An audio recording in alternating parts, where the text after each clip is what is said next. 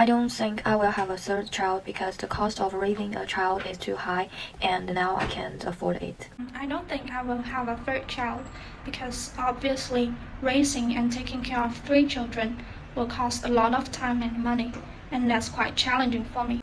Probably not. The three-child policy means more pressure. I personally prefer one or two children. I don't want to have a baby, let alone a third. A third children is not considered because children is too expensive to raise.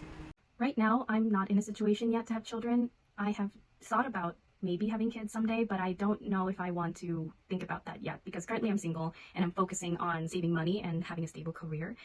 So I don't have a partner to talk about that with because I would prefer to have someone to have that conversation with.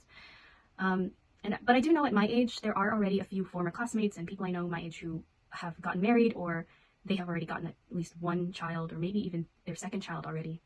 I don't know yet anyone who has more than that.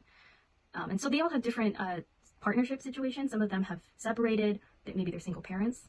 But I think it really depends on so many different factors right now in the US.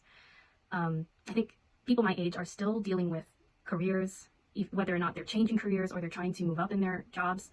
Some of them might be continuing or finishing their education, and there's also more relationship things that they could be handling.